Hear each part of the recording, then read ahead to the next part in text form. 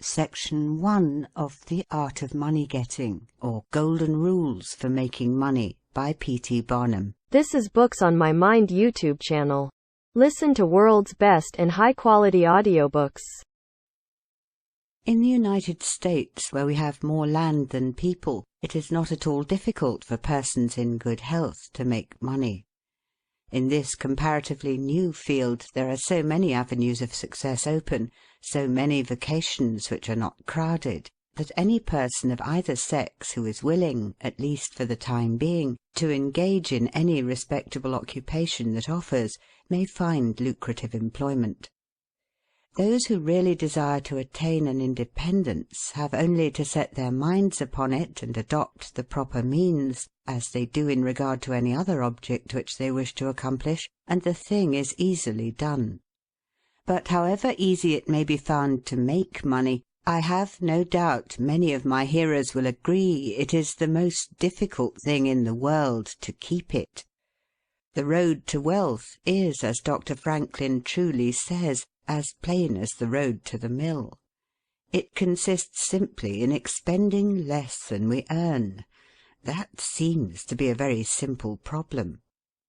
Mr. Micawber, one of those happy creations of the genial Dickens, puts the case in a strong light when he says that to have annual income of £20 per annum and spend £20 and sixpence is to be the most miserable of men, whereas to have an income of only £20 and spend but £19 and sixpence is to be the happiest of mortals. Many of my readers may say, "We understand this. This is economy, and we know economy is wealth. We know we can't eat our cake and keep it also." Yet I beg to say that perhaps more cases of failure arise from mistakes on this point than almost any other. The fact is, many people think they understand economy when they really do not. True economy is misapprehended, and people go through life without properly comprehending what that principle is. One says, "I have an income of so much, and here is my neighbour who has the same. Yet every year he gets something ahead and I fall short. Why is it? I know all about economy." He thinks he does, but he does not. There are men who think that economy consists in saving cheese parings and candle ends, in cutting off 2p from the laundress bill, and doing all sorts of little mean, dirty things.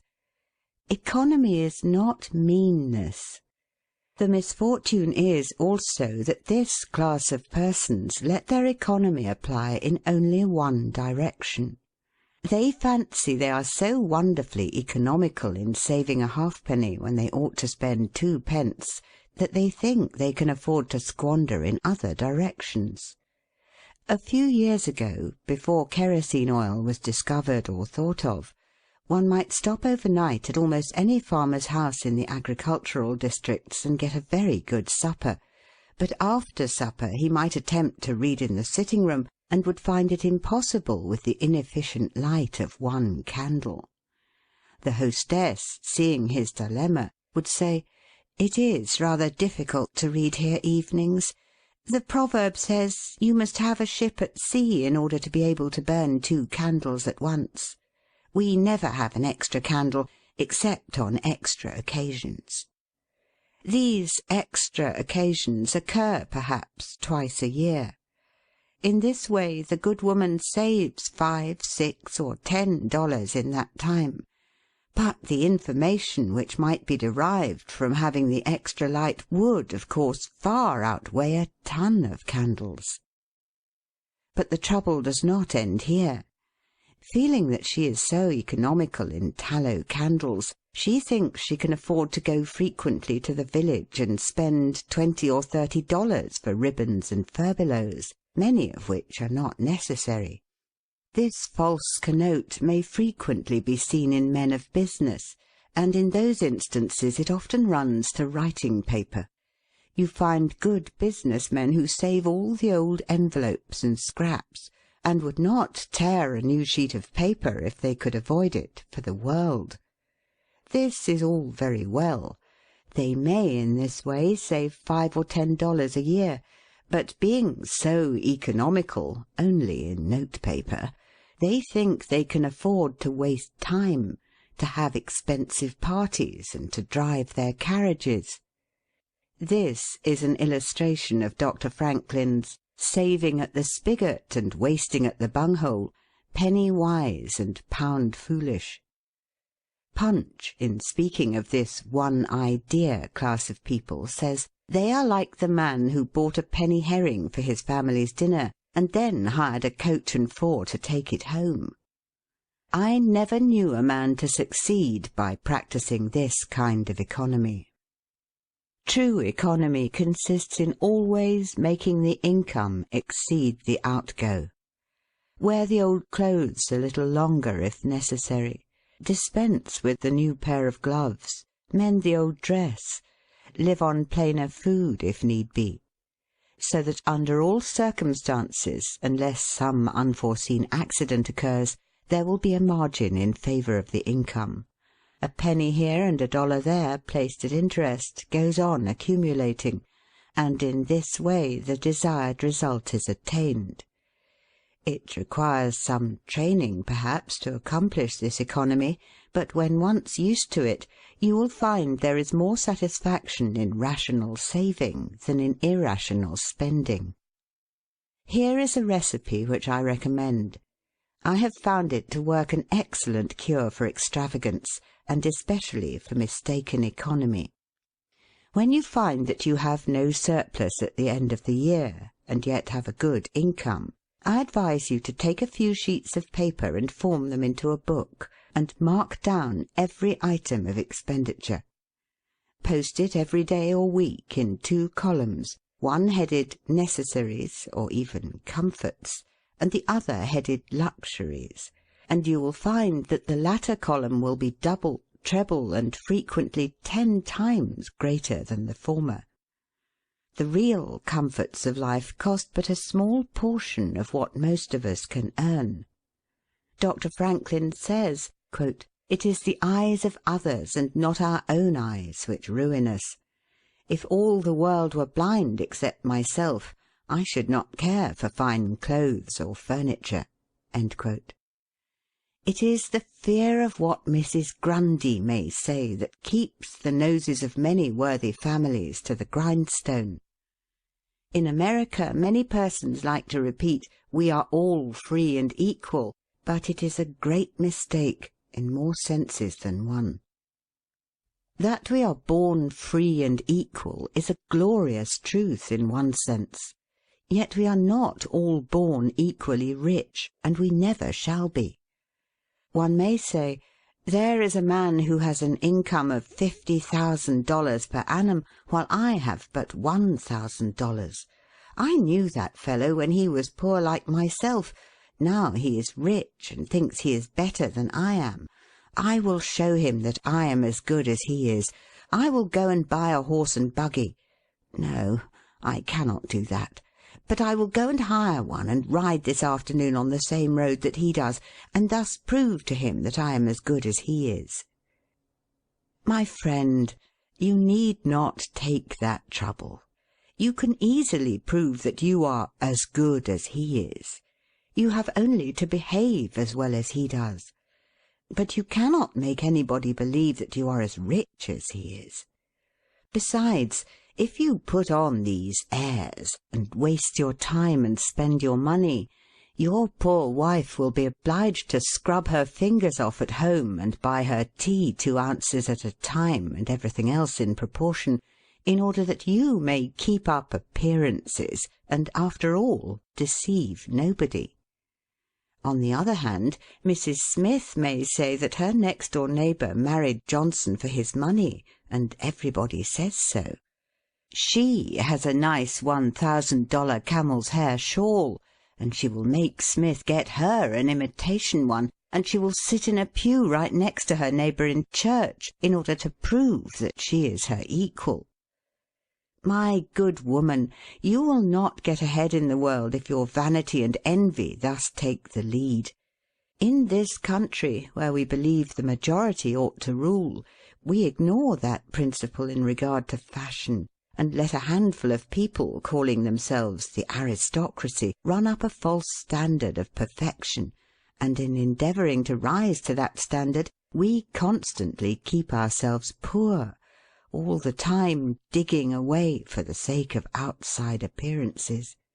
How much wiser to be a law unto ourselves, and say, we will regulate our outgo by our income, and lay up something for a rainy day. People ought to be as sensible on the subject of money-getting as on any other subject. Like causes produces like effects. You cannot accumulate a fortune by taking the road that leads to poverty.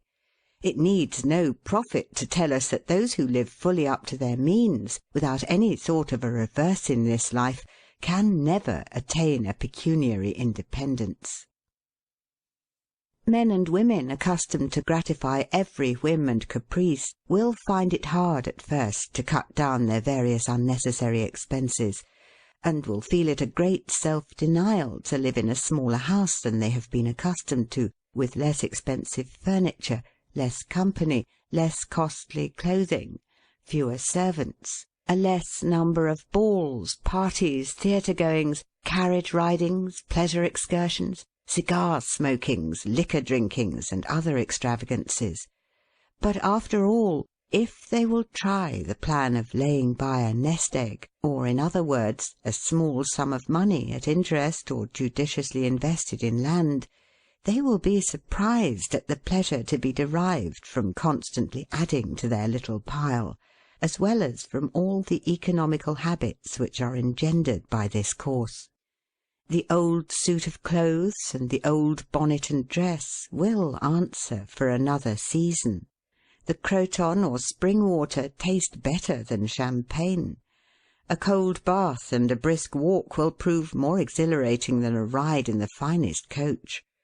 A social chat, an evening's reading in the family circle, or an hour's play of hunt the slipper and blind man's buff will be far more pleasant than a $50 or $500 party, when the reflection on the difference in cost is indulged in by those who begin to know the pleasures of saving.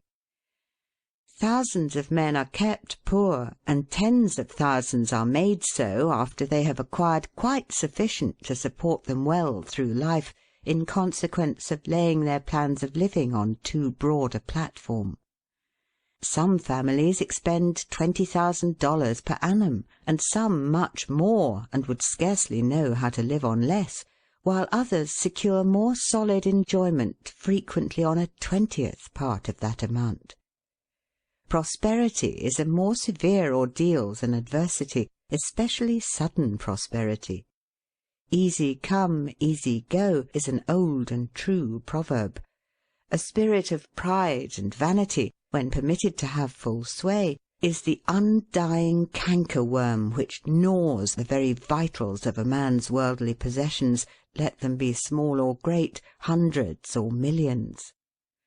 Many persons, as they begin to prosper, immediately expand their ideas and commence expending for luxuries, until in a short time their expenses swallow up their income, and they become ruined in their ridiculous attempts to keep up appearances and make a sensation. I know a gentleman of fortune who says that, when he first began to prosper, his wife would have a new and elegant sofa. "That sofa," he says, "cost me $30,000. When the sofa reached the house, it was found necessary to get chairs to match, then sideboards, carpets, and tables to correspond with them, and so on through the entire stock of furniture, when at last it was found that the house itself was quite too small and old-fashioned for the furniture, and a new one was built to correspond with the new purchases. Thus," added my friend, "summing up an outlay of $30,000 caused by that single sofa, and saddling on me in the shape of servants, equipage, and the necessary expenses attendant upon keeping up a fine establishment, a yearly outlay of $11,000, and a tight pinch at that.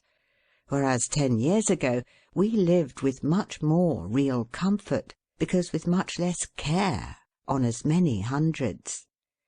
The truth is," he continued, "that sofa would have brought me to inevitable bankruptcy had not a most unexampled title to prosperity kept me above it, and had I not checked the natural desire to cut a dash." The foundation of success in life is good health. That is the substratum fortune. It is also the basis of happiness. A person cannot accumulate a fortune very well when he is sick. He has no ambition, no incentive, no force. Of course, there are those who have bad health and cannot help it. You cannot expect that such persons can accumulate wealth. But there are a great many in poor health who need not be so. If, then, sound health is the foundation of success and happiness in life, how important it is that we should study the laws of health, which is but another expression for the laws of nature. The nearer we keep to the laws of nature, the nearer we are to good health. And yet how many persons there are who pay no attention to natural laws, but absolutely transgress them, even against their own natural inclination. We ought to know that the sin of ignorance is never winked at in regard to the violation of nature's laws. Their infraction always brings the penalty. A child may thrust its finger into the flames without knowing it will burn, and so suffers. Repentance, even, will not stop the smart. Many of our ancestors knew very little about the principle of ventilation. They did not know much about oxygen, whatever other gin they might have been acquainted with, and consequently they built their houses with little 7 by 9 feet bedrooms, and these good old pious Puritans would lock themselves up in one of these cells, say their prayers, and go to bed. In the morning they would devoutly return thanks for the preservation of their lives during the night, and nobody had better reason to be thankful. Probably some big crack in the window or in the door let in a little fresh air and thus saved them. Many persons knowingly violate the laws of nature against their better impulses for the sake of fashion. For instance, there is one thing that nothing living except a vile worm ever naturally loved, and that is tobacco. Yet how many persons there are who deliberately train an unnatural appetite, and overcome this implanted aversion for tobacco to such a degree that they get to love it.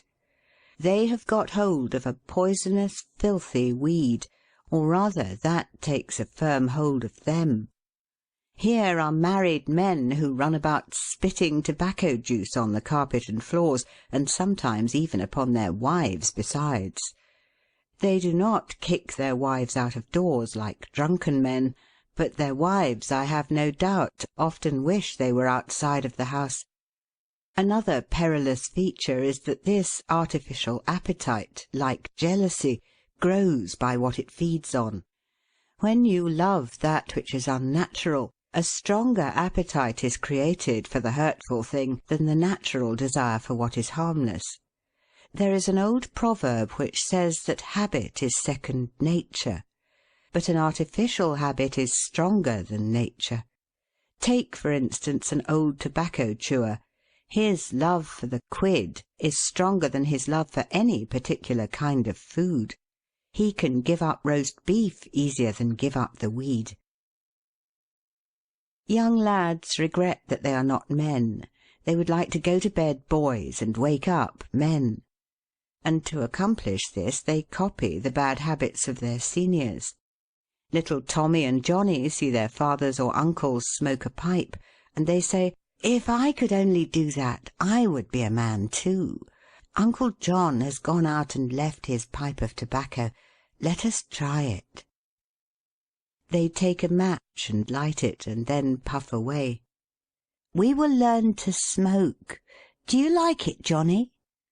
That lad dolefully replies, "Not very much. It tastes bitter." By and by he grows pale, but he persists, and he soon offers up a sacrifice on the altar of fashion. But the boys stick to it and persevere until at last they conquer their natural appetites and become the victims of acquired tastes. I speak by the book, for I have noticed its effects on myself, having gone so far as to smoke 10 or 15 cigars a day, although I have not used the weed during the last 14 years, and never shall again. The more a man smokes, the more he craves smoking. The last cigar smoked simply excites the desire for another, and so on incessantly. Take the tobacco chewer. In the morning, when he gets up, he puts a quid in his mouth and keeps it there all day, never taking it out except to exchange it for a fresh one, or when he is going to eat. Oh, yes, at intervals during the day and evening, many a chewer takes out the quid and holds it in his hand long enough to take a drink, and then pop it goes back again. This simply proves that the appetite for rum is even stronger than that for tobacco. When the tobacco chewer goes to your country seat and you show him your grapery and fruit house and the beauties of your garden, when you offer him some fresh ripe fruit and say, "My friend, I have got here the most delicious apples and pears and peaches and apricots. I have imported them from Spain, France, and Italy. Just see those luscious grapes. There is nothing more delicious nor more healthy than ripe fruit. So help yourself. I want to see you delight yourself with these things." He will roll the dear quid under his tongue and answer, "No, I thank you, I have got tobacco in my mouth." His palate has become narcotized by the noxious weed, and he has lost in a great measure the delicate and enviable taste for fruits. This shows what expensive, useless, and injurious habits men will get into. I speak from experience. I have smoked until I trembled like an aspen leaf, the blood rushed to my head, and I had a palpitation of the heart which I thought was heart disease, till I was almost killed with fright. When I consulted my physician, he said, "Break off tobacco using." I was not only injuring my health and spending a great deal of money, but I was setting a bad example. I obeyed his counsel. No young man in the world ever looked so beautiful as he thought he did behind a 15-cent cigar or a meerschaum. These remarks apply with tenfold force to the use of intoxicating drinks. To make money requires a clear brain. A man has got to see that 2 and 2 make 4. He must lay all his plans with reflection and forethought, and closely examine all the details and the ins and outs of business. As no man can succeed in business unless he has a brain to enable him to lay his plans, and reason to guide him in their execution, so no matter how bountifully a man may be blessed with intelligence, if the brain is muddled and his judgment warped by intoxicating drinks, it is impossible for him to carry on business successfully. How many good opportunities have passed, never to return, while a man was sipping a social glass with his friend? How many foolish bargains have been made under the influence of the nervine, which temporarily makes its victim think he is rich? How many important chances have been put off until tomorrow, and then forever, because the wine cup has thrown the system into a state of lassitude, neutralizing the energies so essential to success in business? Verily, wine is a mocker. The use of intoxicating drinks as a beverage is as much an infatuation as is the smoking of opium by the Chinese, and the former is quite as destructive to the success of the business man as the latter. It is an unmitigated evil, utterly indefensible in the light of philosophy, religion, or good sense.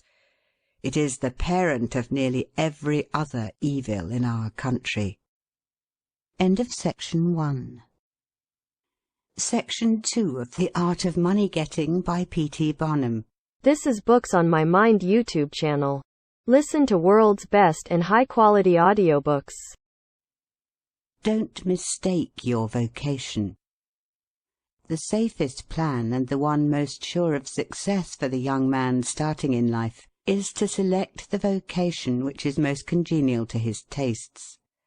Parents and guardians are often quite too negligent in regard to this. It is very common for a father to say, for example, "I have 5 boys. I will make Billy a clergyman, John a lawyer, Tom a doctor, and Dick a farmer." He then goes into town and looks about to see what he will do with Sammy. He returns home and says, "Sammy, I see watchmaking is a nice genteel business. I think I will make you a goldsmith." He does this regardless of Sam's natural inclinations or genius. We are all, no doubt, born for a wise purpose. There is as much diversity in our brains as in our countenances. Some are born natural mechanics, while some have great aversion to machinery.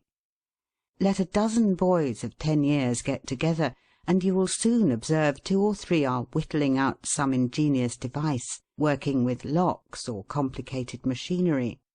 When they were but 5 years old, their father could find no toy to please them like a puzzle. They are natural mechanics. But the other 8 or 9 boys have different aptitudes.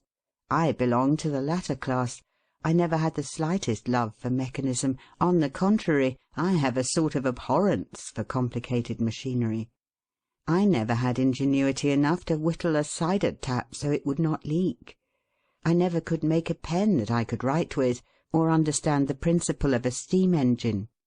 If a man was to take such a boy as I was and attempt to make a watchmaker of him, the boy might, after an apprenticeship of 5 or 7 years, be able to take apart and put together a watch, but all through life he would be working uphill and seizing every excuse for leaving his work and idling away his time. Watchmaking is repulsive to him. Unless a man enters upon the vocation intended for him by nature and best suited to his peculiar genius, he cannot succeed. I am glad to believe that the majority of persons do find their right vocation. Yet we see many who have mistaken their calling, from the blacksmith up or down to the clergyman.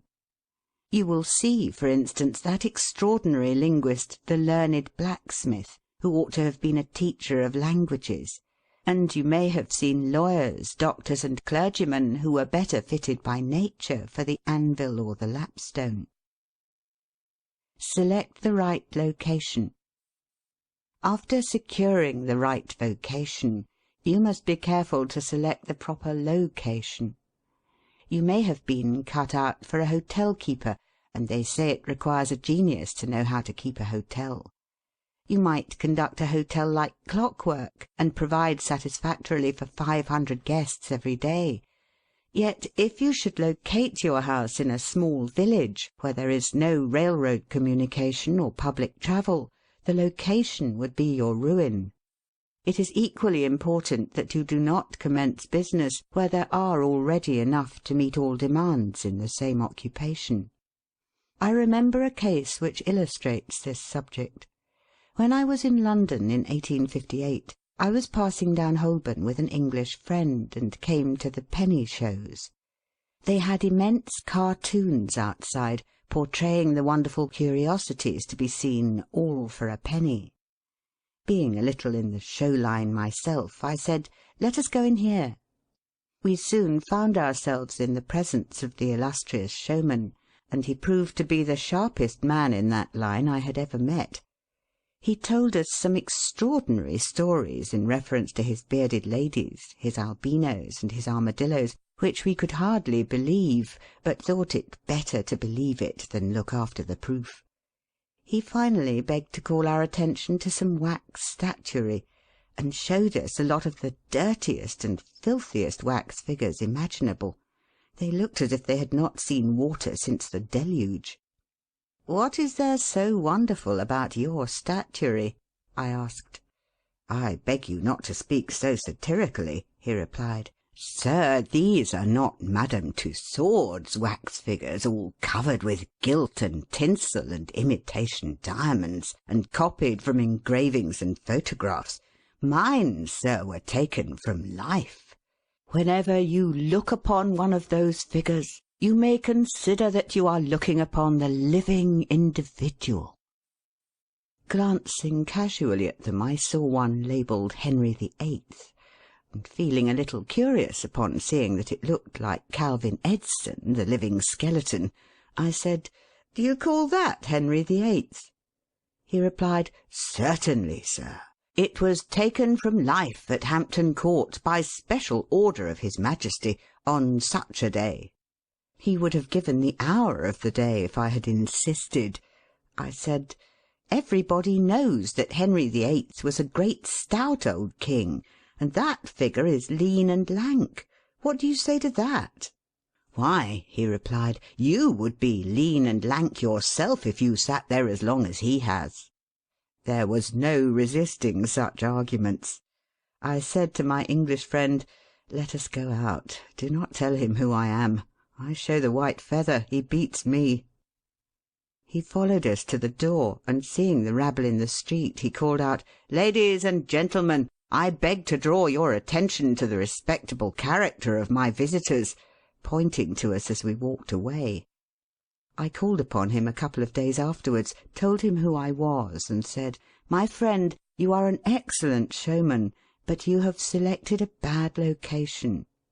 He replied, "This is true, sir. I feel that all my talents are thrown away. But what can I do?" "You can go to America," I replied. "You can give full play to your faculties over there. You will find plenty of elbow room in America. I will engage you for 2 years. After that you'll be able to go on your own account." He accepted my offer, and remained 2 years in my New York museum. He then went to New Orleans, and carried on a travelling show business during the summer. Today he is worth $60,000, simply because he selected the right vocation, and also secured the proper location. The old proverb says, 3 removes are as bad as a fire. But when a man is in the fire, it matters but little how soon or how often he removes. Avoid debt. Young men starting in life should avoid running into debt. There is scarcely anything that drags a person down like debt. It is a slavish position to get in, yet we find many a young man hardly out of his teens running in debt. He meets a chum and says, "Look at this, I have got trusted for a new suit of clothes." He seems to look upon the clothes as so much given to him. Well, it frequently is so, but if he succeeds in paying and then gets trusted again, he is adopting a habit which will keep him in poverty through life. Debt robs a man of his self-respect and makes him almost despise himself. Grunting and groaning and working for what he has eaten up or worn out, and now, when he is called upon to pay up, he has nothing to show for his money, this is properly termed working for a dead horse. I do not speak of merchants buying and selling on credit, or of those who buy on credit in order to turn the purchase to a profit. The old Quaker said to his farmer son, "John, never get trusted, but if thee gets trusted for anything, let it be for manure, because that will help thee pay it back again." Mr. Beecher advised young men to get in debt if they could to a small amount in the purchase of land in the country districts.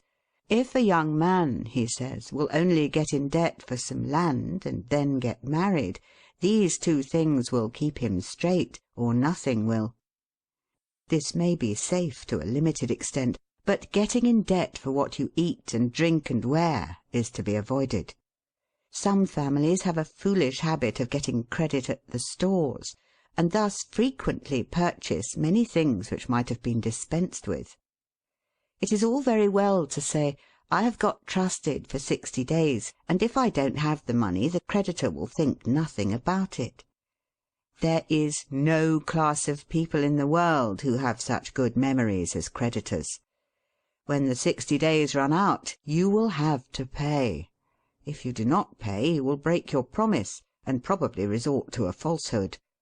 You may make some excuse or get in debt elsewhere to pay it, but that only involves you the deeper. A good-looking, lazy young fellow was the apprentice boy Horatio. His employer said, "Horatio, did you ever see a snail?" "I think I have," he drawled out. "You must have met him then, for I'm sure you never overtook one," said the boss. Your creditor will meet you or overtake you and say, "Now, my young friend, you agreed to pay me. You have not done it. You must give me your note." You give the note on interest, and it commences working against you. It is a dead horse. The creditor goes to bed at night and wakes up in the morning better off than when he retired to bed, because his interest has increased during the night, but you grow poorer while you are sleeping, for the interest is accumulating against you. Money is in some respects like fire. It is a very excellent servant, but a terrible master. When you have it mastering you, when interest is constantly piling up against you, it will keep you down in the worst kind of slavery. But let money work for you, and you have the most devoted servant in the world. It is no eye-servant. There is nothing animate or inanimate that will work so faithfully as money when placed at interest, well secured. It works night and day, and in wet or dry weather. I was born in the Blue Law State of Connecticut, where the old Puritans had laws so rigid that it was said they fined a man for kissing his wife on Sunday. Yet these rich old Puritans would have thousands of dollars at interest, and on Saturday night would be worth a certain amount. On Sunday they would go to church and perform all the duties of a Christian. On waking up on Monday morning, they would find themselves considerably richer than the Saturday night previous, simply because their money placed at interest had worked faithfully for them all day Sunday, according to law. Do not let it work against you. If you do, there is no chance for success in life so far as money is concerned. John Randolph, the eccentric Virginian, once exclaimed in Congress, "Mr. Speaker, I have discovered the philosopher's stone. Pay as you go." This is indeed nearer to the philosopher's stone than any alchemist has ever yet arrived. Persevere. When a man is in the right path, he must persevere. I speak of this because there are some persons who are born tired, naturally lazy and possessing no self-reliance and no perseverance. But they can cultivate these qualities, as Davy Crockett said, "This thing remember when I am dead, be sure you are right, then go ahead." It is this go-aheaditiveness, this determination not to let the horrors or the blues take possession of you so as to make you relax your energies in the struggle for independence, which you must cultivate. How many have almost reached the goal of their ambition, but, losing faith in themselves, have relaxed their energies, and the golden prize has been lost for ever. It is, no doubt, often true, as Shakespeare says, "There is a tide in the affairs of men, which, taken at the flood, leads on to fortune." If you hesitate, some bolder hand will stretch out before you and get the prize. Remember the proverb of Solomon, "He becometh poor that dealeth with a slack hand, but the hand of the diligent maketh rich." Perseverance is sometimes but another word for self-reliance. Many persons naturally look on the dark side of life and borrow trouble. They are born so.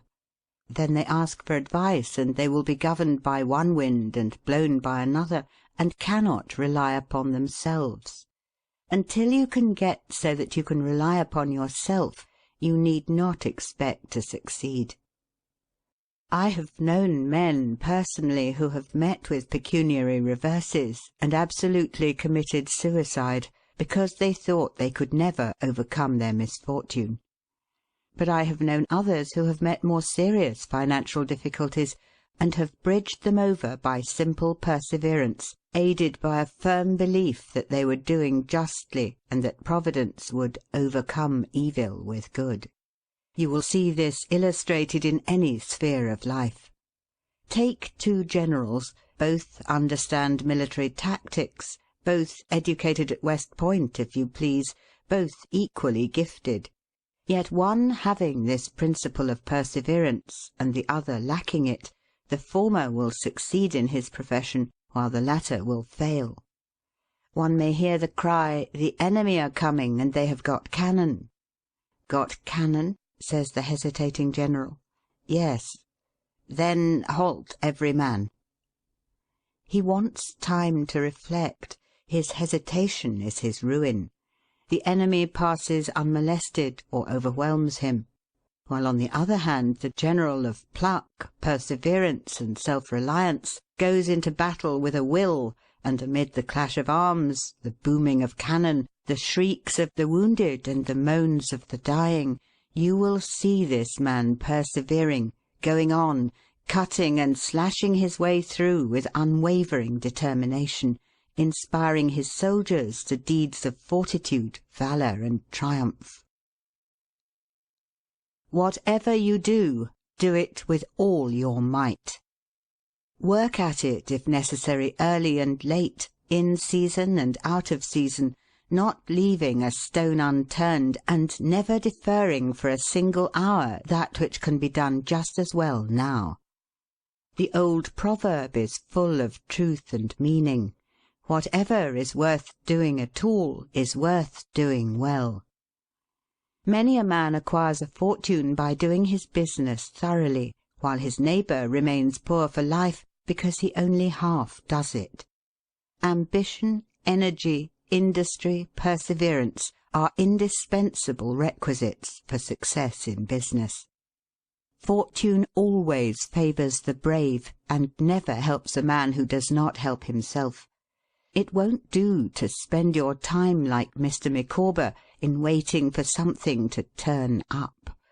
To such men one of two things usually turns up: the poorhouse or the jail. For idleness breeds bad habits and clothes a man in rags. The poor spendthrift vagabond said to a rich man, "I have discovered there is money enough in the world for all of us, if it was equally divided. This must be done, and we shall all be happy together." "But," was the response, "if everybody was like you, it would be spent in 2 months, and what would you do then?" "Oh, divide again. Keep dividing, of course." I was recently reading in a London paper an account of a like philosophic pauper who was kicked out of a cheap boarding-house because he could not pay his bill, but he had a roll of papers sticking out of his coat pocket which, upon examination, proved to be his plan for paying off the national debt of England without the aid of a penny. People have got to do as Cromwell said: not only trust in Providence, but keep the powder dry. Do your part of the work, or you cannot succeed. Mahomet one night, while encamping in the desert, overheard one of his fatigued followers remark, "I will loose my camel and trust it to God." "No, no, not so," said the Prophet. "Tie thy camel and trust it to God. Do all you can for yourselves, and then trust to Providence or luck, or whatever you please to call it, for the rest." Depend upon your own personal exertions. The eye of the employer is often worth more than the hands of a dozen employees. In the nature of things, an agent cannot be so faithful to his employer as to himself. Many who are employers will call to mind instances where the best employees have overlooked important points which could not have escaped their own observation as a proprietor. No man has a right to expect to succeed in life unless he understands his business, and nobody can understand his business thoroughly unless he learns it by personal application and experience. A man may be a manufacturer. He has got to learn the many details of his business personally. He will learn something every day, and he will find he will make mistakes nearly every day, and these very mistakes are helps to him in the way of experiences, if he but heeds them. He will be like the Yankee tin peddler, who, having been cheated as to quality in the purchase of his merchandise, said, "All right, there's a little information to be gained every day. I will never be cheated in that way again." Thus a man buys his experience, and it is the best kind if not purchased at too dear a rate. I hold that every man should, like Cuvier, the French naturalist, thoroughly know his business. So proficient was he in the study of natural history that you might bring to him the bone or even a section of a bone of an animal which he had never seen described, and, reasoning from analogy, he would be able to draw a picture of the object from which the bone had been taken. On one occasion his students attempted to deceive him.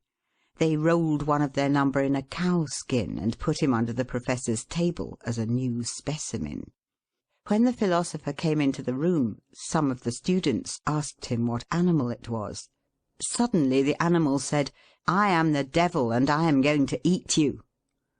It was but natural that Cuvier should desire to classify this creature, and examining it intently, he said, "Divided hoof, graminivorous. It cannot be done." He knew that an animal with a split hoof must live upon grass and grain or other kind of vegetation, and would not be inclined to eat flesh, dead or alive, so he considered himself perfectly safe.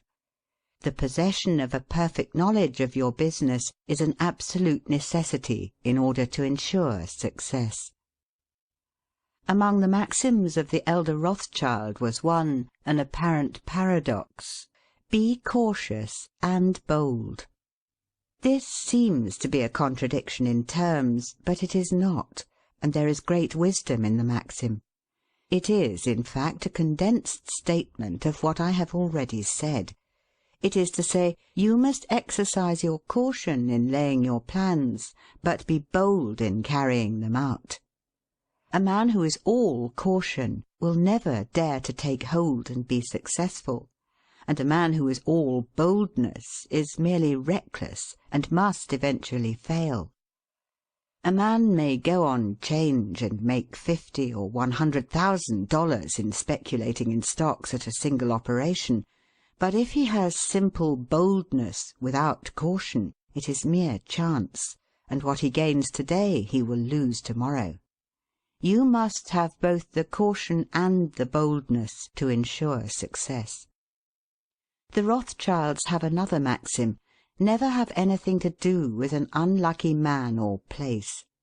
That is to say, never have anything to do with a man or place which never succeeds, because, although a man may appear to be honest and intelligent, yet if he tries this or that thing and always fails, it is on account of some fault or infirmity that you may not be able to discover, but nevertheless which must exist.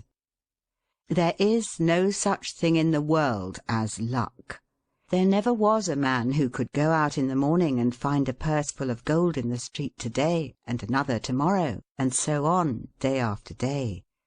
He may do so once in his life, but so far as mere luck is concerned, he is as liable to lose it as to find it.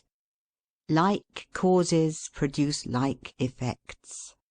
If a man adopts the proper methods to be successful, luck will not prevent him.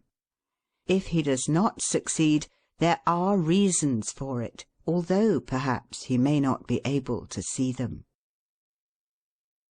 Use the best tools. Men in engaging employees should be careful to get the best.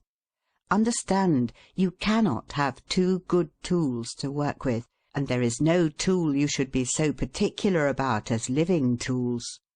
If you get a good one, it is better to keep him than keep changing. He learns something every day, and you are benefited by the experience he acquires. He is worth more to you this year than last, and he is the last man to part with, provided his habits are good and he continues faithful. If, as he gets more valuable, he demands an exorbitant increase of salary, on the supposition that you can't do without him, let him go. Whenever I have such an employee, I always discharge him, first to convince him that his place may be supplied, and second, because he is good for nothing if he thinks he is invaluable and cannot be spared. But I would keep him, if possible, in order to profit from the result of his experience. An important element in an employee is the brain. You can see bills up, hands wanted, but hands are not worth a great deal without heads. Mr. Beecher illustrates this in this wise. An employee offers his services by saying, "I have a pair of hands and one of my fingers thinks." "That is very good," says the employer. Another man comes along and says he has 2 fingers that think. "Ah, that is better." But a third calls in and says that all his fingers and thumbs think. That is better still. Finally, another steps in and says, "I have a brain that thinks. I think all over. I am a thinking as well as a working man." "You are the man I want," says the delighted employer. Those men who have brains and experience are therefore the most valuable, and not to be readily parted with. It is better for them as well as yourself to keep them at reasonable advances in their salaries from time to time. Don't get above your business. Young men, after they get through their business training or apprenticeship, instead of pursuing their avocation and rising in their business, will often lie about doing nothing. They say, "I have learned my business, but I am not going to be a hireling. What is the object of learning my trade or profession unless I establish myself?" Have you capital to start with? No, but I am going to have it. How are you going to get it? I will tell you confidentially. I have a wealthy old aunt, and she will die pretty soon, but if she does not, I expect to find some rich old man who will lend me a few thousands to give me a start. If I only get the money to start with, I will do well.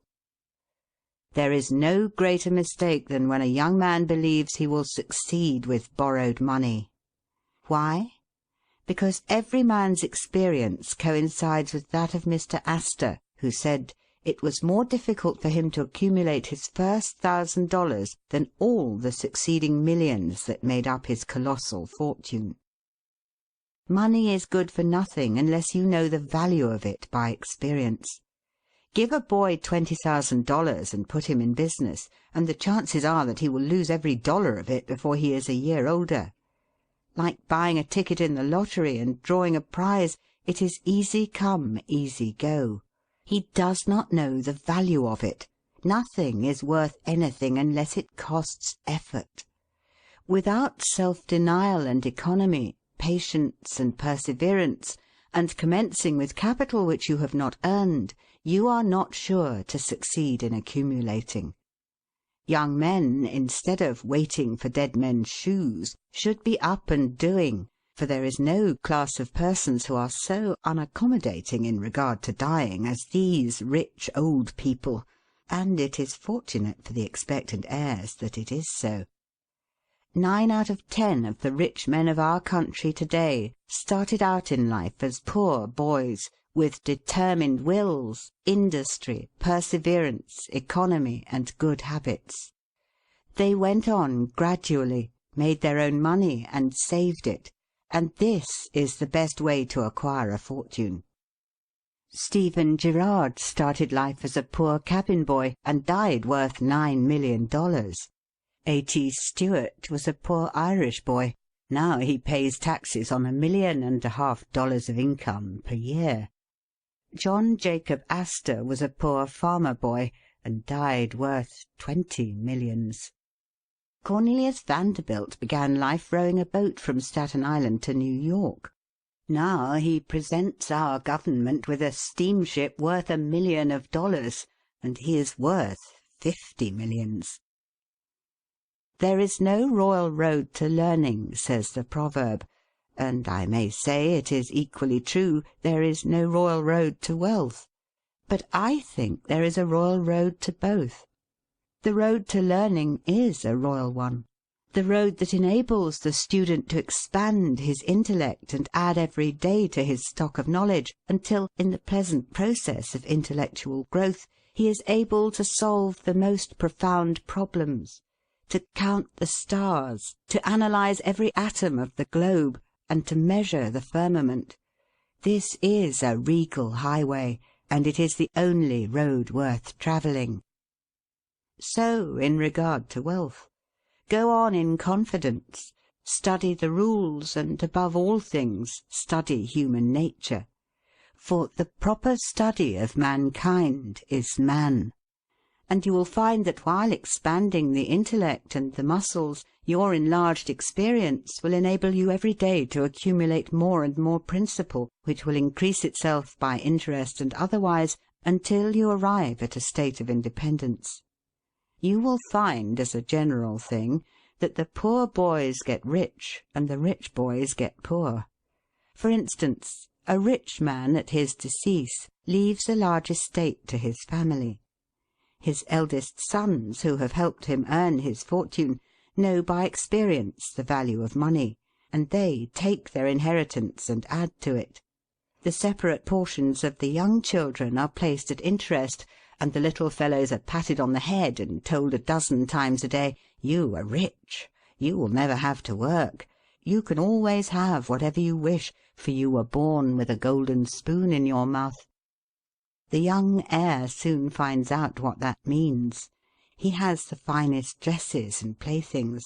He is crammed with sugar candies and almost killed with kindness, and he passes from school to school, petted and flattered. He becomes arrogant and self-conceited, abuses his teachers, and carries everything with a high hand. He knows nothing of the real value of money, having never earned any, but he knows all about the golden spoon business. At college he invites his poor fellow-students to his room, where he wines and dines them. He is cajoled and caressed, and called a glorious good fellow, because he is so lavish of his money. He gives his game suppers, drives his fast horses, invites his chums to fêtes and parties, determined to have lots of good times. He spends the night in frolics and debauchery, and leads off his companions with the familiar song, "We won't go home till morning." He gets them to join him in pulling down signs, taking gates from their hinges and throwing them into backyards and horse-ponds. If the police arrest them, he knocks them down, is taken to the lock-up, and joyfully foots the bills. "Ha, my boys," he cries, "what is the use of being rich if you can't enjoy yourself?" He might more truly say, if you can't make a fool of yourself. But he is fast, hates slow things, and don't see it. Young men loaded down with other people's money are almost sure to lose all they inherit, and they acquire all sorts of bad habits which in the majority of cases ruin them in health, purse, and character. In this country one generation follows another, and the poor of to-day are rich in the next generation, or the third. Their experience leads them on, and they become rich, and they leave vast riches to their young children. These children, having been reared in luxury, are inexperienced and get poor.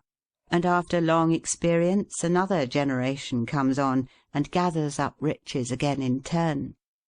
And thus history repeats itself, and happy is he who by listening to the experience of others avoids the rocks and shoals on which so many have been wrecked. In England the business makes the man. If a man in that country is a mechanic or working man, he is not recognized as a gentleman. On the occasion of my first appearance before Queen Victoria, the Duke of Wellington asked me what sphere in life General Tom Thumb's parents were in. "His father is a carpenter," I replied. "Oh, I had heard he was a gentleman," was the response of his Grace. In this republican country, the man makes the business. No matter whether he is a blacksmith, a shoemaker, a farmer, banker, or lawyer, so long as his business is legitimate, he may be a gentleman. So any legitimate business is a double blessing. It helps the man engaged in it, and also helps others. The farmer supports his own family, but he also benefits the merchant or mechanic who needs the products of his farm. The tailor not only makes a living by his trade, but he also benefits the farmer, the clergyman, and others who cannot make their own clothing. But all these classes of men may be gentlemen. The great ambition should be to excel all others engaged in the same occupation. The college student who was about graduating said to an old lawyer, "I have not yet decided which profession I will follow. Is your profession full?" "The basement is much crowded, but there is plenty of room upstairs," was the witty and truthful reply. No profession, trade, or calling is overcrowded in the upper story. Wherever you find the most honest and intelligent merchant or banker, or the best lawyer, the best doctor, the best clergyman, the best shoemaker, carpenter, or anything else, that man is most sought for and has always enough to do. As a nation, Americans are too superficial. They are striving to get rich quickly, and do not generally do their business as substantially and thoroughly as they should. But whoever excels all others in his own line, if his habits are good and his integrity undoubted, cannot fail to secure abundant patronage and the wealth that naturally follows. Let your motto then always be Excelsior, for by living up to it there is no such word as fail. Learn something useful. Every man should make his son or daughter learn some useful trade or profession, so that in these days of changing fortunes, of being rich to-day and poor to-morrow, they may have something tangible to fall back upon. This provision might save many persons from misery who by some unexpected turn of fortune have lost all their means. End of Section 2. Section 3 of The Art of Money Getting by P.T. Barnum. This is Books on My Mind YouTube channel. Listen to world's best and high-quality audiobooks. Let hope predominate, but be not too visionary. Many persons are always kept poor because they are too visionary. Every project looks to them like certain success, and therefore they keep changing from one business to another, always in hot water, always under the harrow. The plan of counting the chickens before they are hatched is an error of ancient date, but it does not seem to improve by age. Do not scatter your powers. Engage in one kind of business only, and stick to it faithfully until you succeed, or until your experience shows that you should abandon it. A constant hammering on one nail will generally drive it home at last, so that it can be clinched. When a man's undivided attention is centred on one object, his mind will constantly be suggesting improvements of value, which would escape him if his brain was occupied by a dozen different subjects at once. Many a fortune has slipped through a man's fingers because he was engaged in too many occupations at a time. There is good sense in the old caution against having too many irons in the fire at once. Be systematic. Men should be systematic in their business. A person who does business by rule, having a time and place for everything, doing his work promptly, will accomplish twice as much and with half the trouble of him who does it carelessly and slipshod. By introducing system into all your transactions, doing one thing at a time, always meeting appointments with punctuality, you find leisure for pastime and recreation. Whereas the man who only half does one thing and then turns to something else and half does that, will have his business at loose ends, and will never know when his day's work is done, for it never will be done. Of course there is a limit to all these rules. We must try to preserve the happy medium, for there is such a thing as being too systematic. There are men and women, for instance, who put away things so carefully that they can never find them again. It is too much like the red tape formality at Washington and Mr. Dickens' Circumlocution Office, all theory and no result. When the Astor House was first started in New York City, it was undoubtedly the best hotel in the country. The proprietors had learned a good deal in Europe regarding hotels, and the landlords were proud of the rigid system which pervaded every department of their great establishment. When 12 o'clock at night had arrived and there were a number of guests around, one of the proprietors would say, "Touch that bell, John," and in 2 minutes 60 servants, with a water bucket in each hand, would present themselves in the hall. "This," said the landlord, addressing his guests, "is our fire bell. It will show you we are quite safe here. We do everything systematically." This was before the Croton water was introduced into the city. But they sometimes carried their system too far. On one occasion, when the hotel was thronged with guests, one of the waiters was suddenly indisposed, and although there were 50 waiters in the hotel, the landlord thought he must have his full complement, or his system would be interfered with. Just before dinner-time he rushed downstairs and said, "There must be another waiter. I am 1 waiter short. What can I do?" He happened to see Boots, the Irishman. "Pat," said he, "wash your hands and face. Take that white apron and come into the dining-room in 5 minutes." Presently Pat appeared as required, and the proprietor said, "Now, Pat, you must stand behind these 2 chairs and wait on the gentleman who will occupy them. Did you ever act as a waiter?" "I know all about it, sure, but I never did it." Like the Irish pilot, on one occasion when the captain, thinking he was considerably out of his course, asked, "Are you certain you understand what you are doing?" Pat replied, "Sure, and I knows every rock in the channel." That moment, bang thumped the vessel against a rock. "Be jabers, and that is one of 'em," continued the pilot. But to return to the dining-room. "Pat," said the landlord, "here we do everything systematically. You must first give the gentlemen each a plate of soup, and when they've finished that, ask them what they will have next." Pat replied, "And I understand perfectly the virtues of system." Very soon in came the guests. The plates of soup were placed before them. One of Pat's 2 gentlemen ate his soup. The other did not care for it. He said, "Waiter, take this plate away and bring me some fish." Pat looked at the untasted plate of soup, and remembering the injunctions of the landlord in regard to system, replied, "Not till ye have ate your soup." Of course that was carrying system entirely too far. Read the newspapers.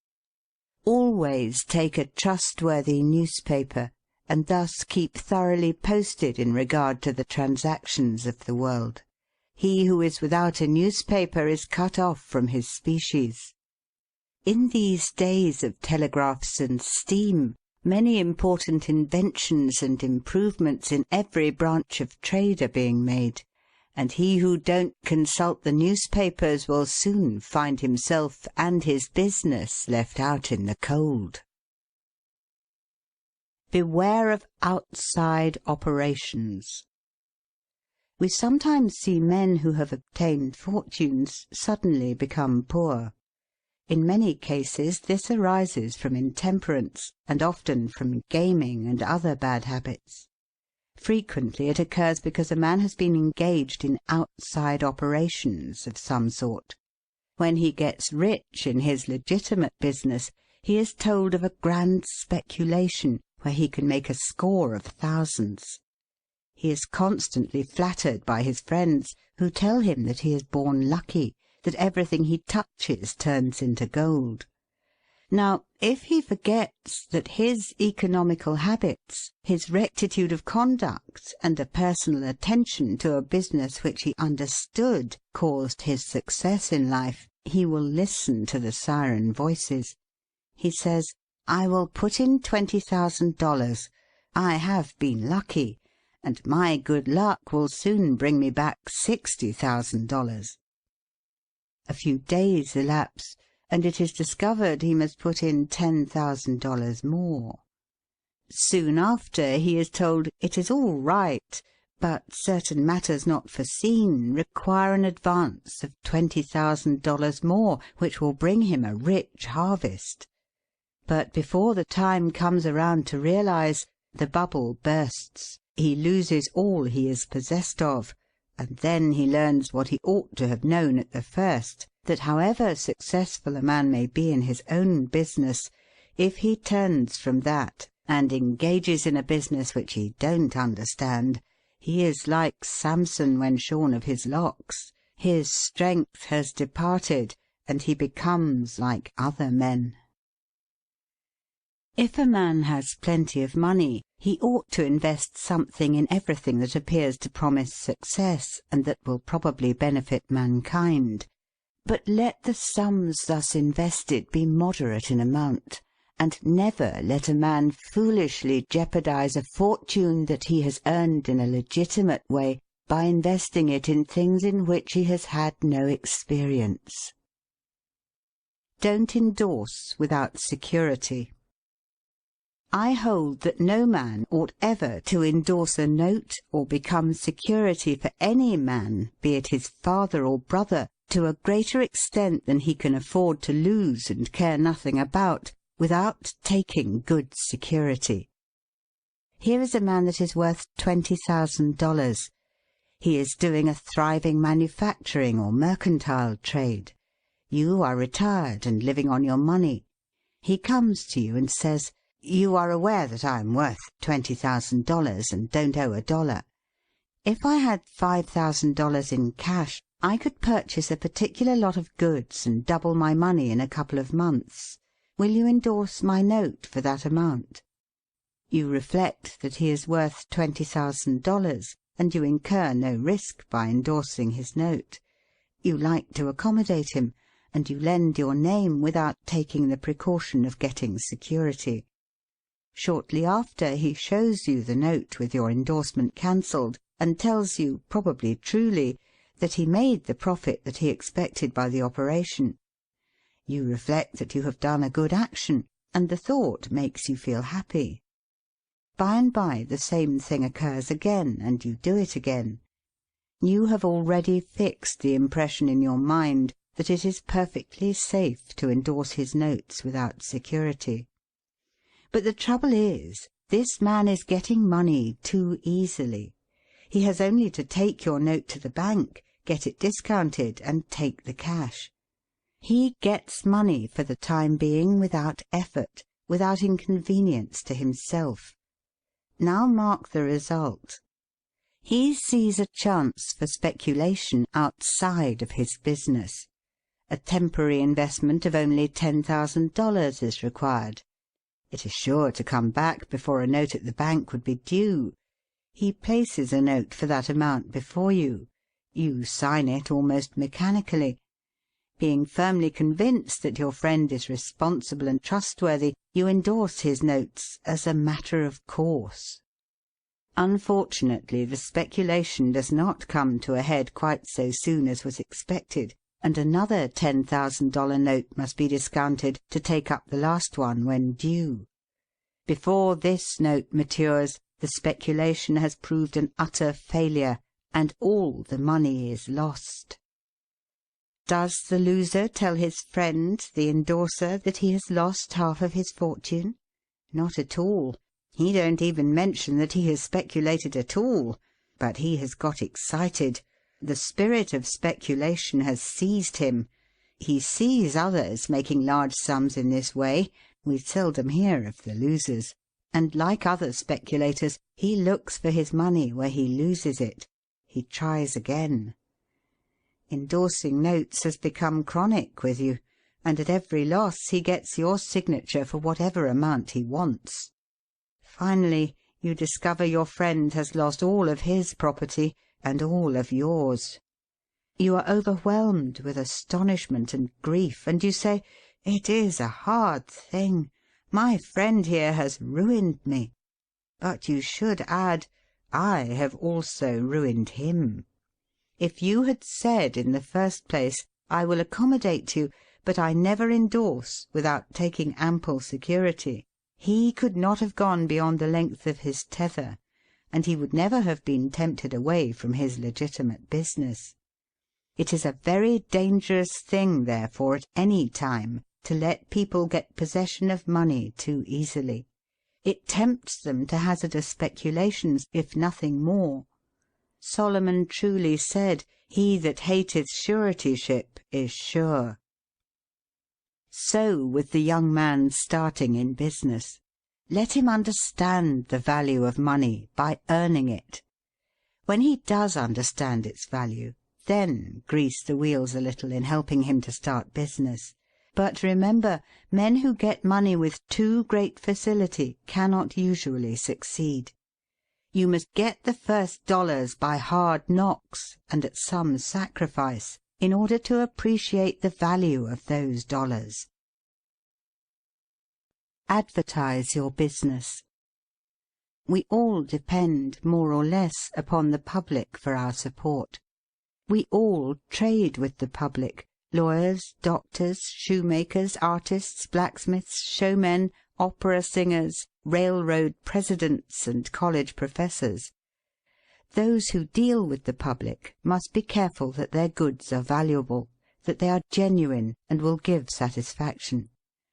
When you get an article which you know is going to please your customers, and that when they have tried it they will feel they have got their money's worth, then let the fact be known that you have got it. Be careful to advertise it in some shape or other, because it is evident that if a man has ever so good an article for sale, and nobody knows it, it will bring him no return. In a country like this, where nearly everybody reads, and where newspapers are issued and circulated in editions of 5,000 to 200,000, it would be very unwise if this channel was not taken advantage of to reach the public in advertising. A newspaper goes into the family and is read by wife and children as well as the head of the house. Hence hundreds and thousands of people may read your advertisement while you are attending to your routine business. Many, perhaps, read it while you are asleep.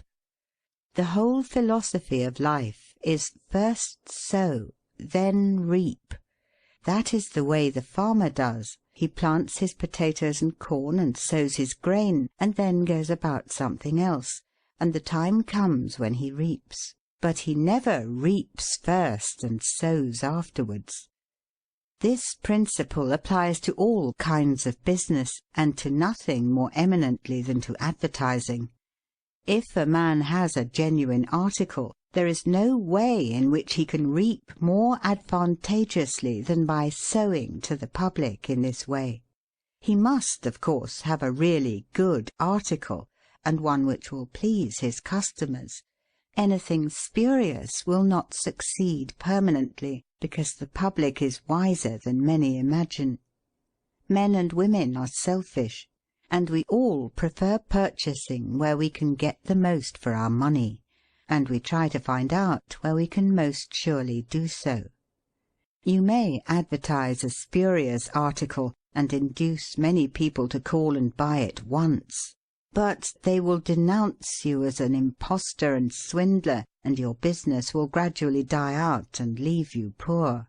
This is right. Few people can safely depend upon chance custom.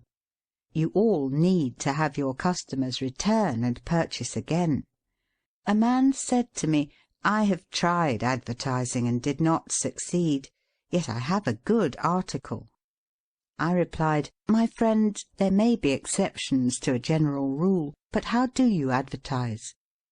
I put it in a weekly newspaper 3 times, and paid $1.50 for it." I replied, "Sir, advertising is like learning. A little is a dangerous thing." A French writer says that "the reader of a newspaper does not see the first insertion of an ordinary advertisement. The second insertion he sees, but does not read. The third insertion he reads. The fourth insertion he looks at the price. The fifth insertion he speaks of it to his wife. The sixth insertion he is ready to purchase. And the seventh insertion he purchases." Your object in advertising is to make the public understand what you have got to sell, and if you have not the pluck to keep advertising until you have imparted that information, all the money you have spent is lost. You are like the fellow who told the gentleman if he would give him 10 cents it would save him $1. "How can I help you so much with so small a sum?" asked the gentleman in surprise. "I started out this morning," hiccuped the fellow, "with the full determination to get drunk, and I have spent my only $1 to accomplish the object, and it has not quite done it. 10 cents worth more of whiskey would just do it, and in this manner I should save the $1 already expended."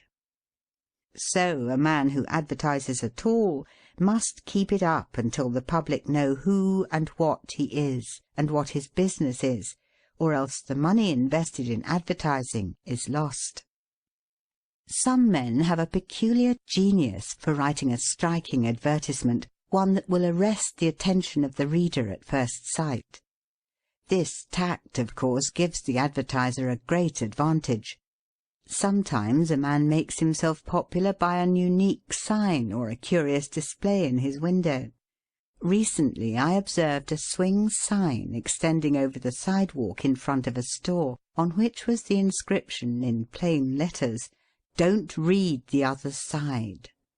Of course I did, and so did everybody else, and I learned that the man had made an independence by first attracting the public to his business in that way, and then using his customers well afterwards.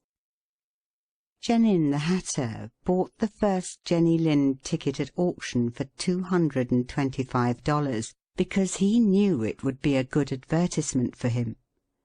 "Who is the bidder?" said the auctioneer as he knocked down that ticket at Castle Garden. "Genin the Hatter," was the response. Here were thousands of people from the Fifth Avenue and from distant cities in the highest stations in life. "Who is Genin the Hatter?" they exclaimed. They had never heard of him before. The next morning the newspapers and telegraph had circulated the facts from Maine to Texas, and from 5 to 10 millions of people had read that the tickets sold at auction for Jenny Lind's first concert amounted to about $20,000, and that a single ticket was sold at $225 to Genin the Hatter. Men throughout the country involuntarily took off their hats to see if they had a Genin hat on their heads. At a town in Iowa it was found that in the crowd around the post office there was one man who had a Genin hat, and he showed it in triumph, although it was worn out and not worth 2 cents. "Why," one man exclaimed, "you have a real Genin hat. What a lucky fellow you are!" Another man said, "Hang on to that hat. It will be a valuable heirloom in your family." Still another man in the crowd, who seemed to envy the possessor of this good fortune, said, "Come, give us all a chance. Put it up at auction." He did so, and it was sold as a keepsake for $9.50. What was the consequence to Mr. Genin? He sold 10,000 extra hats per annum the first 6 years. 9/10 of the purchasers bought of him probably out of curiosity, and many of them, finding that he gave them an equivalent for their money, became his regular customers. This novel advertisement first struck their attention, and then, as he made a good article, they came again. Now I don't say that everybody should advertise as Mr. Genin did, But I say, if a man has got goods for sale and he don't advertise them in some way, the chances are that some day the sheriff will do it for him. Nor do I say that everybody must advertise in a newspaper, or indeed use printer's ink at all. On the contrary, although that article is indispensable in the majority of cases, yet doctors and clergymen and sometimes lawyers and some others can more effectually reach the public in some other manner. But it is obvious they must be known in some way, else how could they be supported? Be polite and kind to your customers.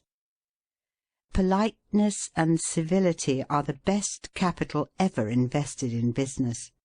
Large stores, gilt signs, flaming advertisements will all prove unavailing if you or your employees treat your patrons abruptly.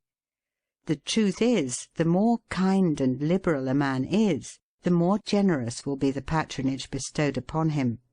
Like begets like. The man who gives the greatest amount of goods of a corresponding quality for the least sum, still reserving to himself a profit, will generally succeed best in the long run. This brings us to the golden rule. As ye would that men should do to you, do ye also to them. And they will do better by you than if you always treated them as if you wanted to get the most you could out of them for the least return. Men who drive sharp bargains with their customers, acting as if they never expected to see them again, will not be mistaken. They never will see them again as customers. People don't like to pay and get kicked also. One of the ushers in my museum once told me he intended to whip a man who was in the lecture room as soon as he came out. "What for?" I inquired. "Because he said I was no gentleman," replied the usher. "Never mind," I replied. "He pays for that, and you will not convince him you are a gentleman by whipping him. I cannot afford to lose a customer. If you whip him, he will never visit the museum again, and he will induce friends to go with him to other places of amusement instead of this, and thus, you see, I should be a serious loser." "But he insulted me," muttered the usher. "Exactly," I replied. "And if he owned the museum, and you had paid him for the privilege of visiting it, and he had then insulted you, there might be some reason in your resenting it. But in this instance he is the man who pays, while we receive, and you must therefore put up with his bad manners."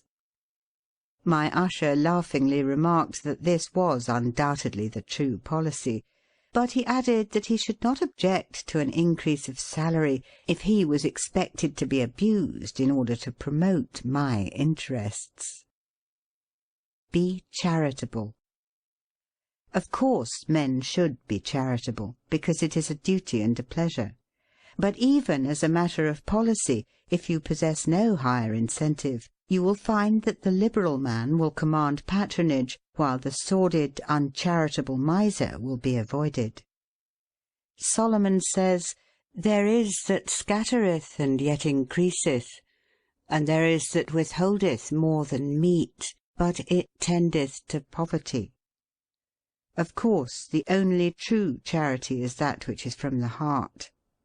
The best kind of charity is to help those who are willing to help themselves. Promiscuous almsgiving, without inquiring into the worthiness of the applicant, is bad in every sense. But to search out and quietly assist those who are struggling for themselves is the kind that scattereth and yet increaseth. But don't fall into the idea that some persons practice of giving a prayer instead of a potato and a benediction instead of bread to the hungry. It is easier to make Christians with full stomachs than empty. Don't blab. Some men have a foolish habit of telling their business secrets. If they make money, they like to tell their neighbours how it was done. Nothing is gained by this, and ofttimes much is lost. Say nothing about your profits, your hopes, your expectations, your intentions. And this should apply to letters as well as to conversation. Goethe makes Mephistopheles say, "Never write a letter nor destroy one." Business men must write letters, but they should be careful what they put in them. If you are losing money, be specially cautious and not tell of it, or you will lose your reputation. Preserve your integrity.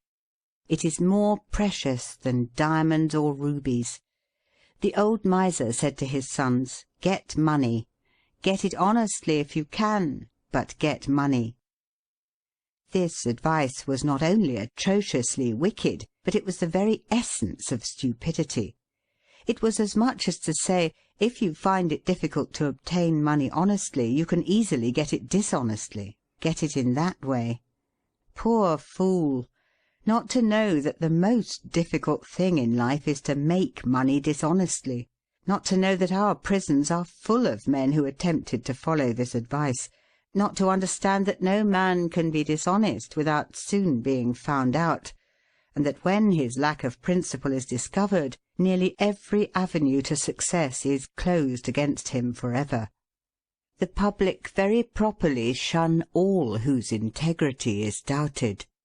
No matter how polite and pleasant and accommodating a man may be, none of us dare to deal with him if we suspect false weights and measures. Strict honesty not only lies at the foundation of all success in life financially, but in every other respect. Uncompromising integrity of character is invaluable. It secures to its possessor a peace and joy which cannot be attained without it, which no amount of money or houses and lands can purchase. A man who is known to be strictly honest may be ever so poor, but he has the purses of all the community at his disposal, for all know that if he promises to return what he borrows, he will never disappoint them. As a mere matter of selfishness, therefore, if a man had no higher motive for being honest, all will find that the maxim of Dr. Franklin can never fail to be true, that honesty is the best policy. To get rich is not always equivalent to being successful. There are many rich poor men, while there are many others, honest and devout men and women, who have never possessed so much money as some rich persons squander in a week, but who are nevertheless really richer and happier than any man can ever be while he is a transgressor of the higher laws of his being. The inordinate love of money, no doubt, may be and is the root of all evil, but money itself, when properly used, is not only a handy thing to have in the house, but affords the gratification of blessing our race by enabling its possessor to enlarge the scope of human happiness and human influence. The desire for wealth is nearly universal, and none can say it is not laudable, provided the possessor of it accepts its responsibilities and uses it as a friend to humanity. The history of money-getting, which is commerce, is a history of civilization, and wherever trade has flourished most, there too have art and science produced the noblest fruits. In fact, as a general thing, money-getters are the benefactors of our race. To them, in a great measure, are we indebted for our institutions of learning and of art, our academies, colleges, and churches. It is no argument against the desire for or the possession of wealth. Misers who hoard money only for the sake of hoarding, and who have no higher aspiration than to grasp everything which comes within their reach.